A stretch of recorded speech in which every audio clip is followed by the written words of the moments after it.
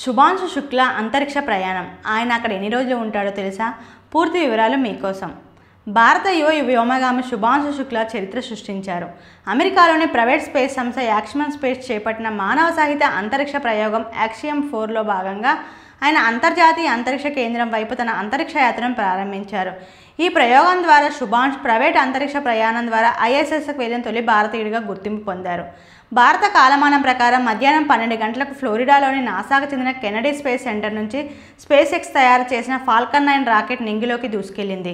ఇప్పటికే భారత చరిత్రలో రాకేష్ శర్మ 1984లో రష్యా సహకారంతో అంతరిక్షంలోకి వెళ్ళిన తొలి భారతీయుడిగా నిలిచారు.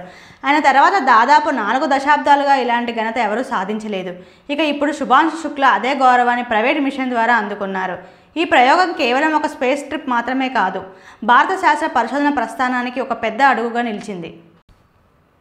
ఈ మిషన్లో శుభాంశ్తో పాటు మరికొంతమంది అంతరిక్ష యాత్రికులు మొత్తం 15 రోజుల పాటు అంతర్జాతీయ అంతరిక్ష కేంద్రంలో ఉంటారు. ఈ కాలంలో మొత్తం 60 శాస్త్రీయ ప్రయోగాలు నిర్వహించనున్నారు.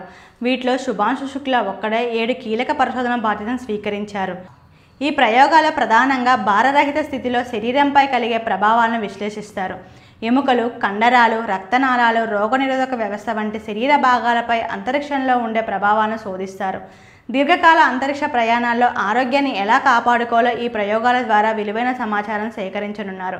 పోషకాహార వ్యవస్థలు, జీవనాధార శాస్త్రాలపై ఈ ప్రయోగాల ఫలితాలు కీలకంగా మారనున్నాయి.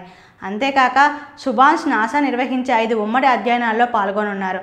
ఇవన్నీ భవిష్యత్ అంతరిక్ష ప్రయాణాల రూపురేఖను నిర్ణయించే పరిశోధనలు కావడం విశేషం. ఈ ప్రయాణంలో శుభాంశు శుక్లా మిగిలిన వ్యోమగాములతో కలిసి అంతరిక్ష కేంద్రం నుంచి ప్రధానమంత్రి నరేంద్ర మోడీ, పాఠశాల విద్యార్థులు, శాస్త్రవేత్తలు, ఇతర ప్రముఖులతో ప్రత్యక్షంగా మాట్లాడే అవకాశాన్ని కూడా పొందనున్నారు. ఇది విద్యార్థులకు గొప్ప స్ఫూర్తిగా, శాస్త్ర పరిశోధన పట్ల ఆసక్తిని రేకెత్తించే సందర్భంగా నిలవనుంది. అంతరిక్ష ప్రయాణాల పట్ల భారత యువతలో ఆసక్తిని పెంచేందుకు ఇది ఒక మైలురాయి ఘట్టంగా మారబోతుంది.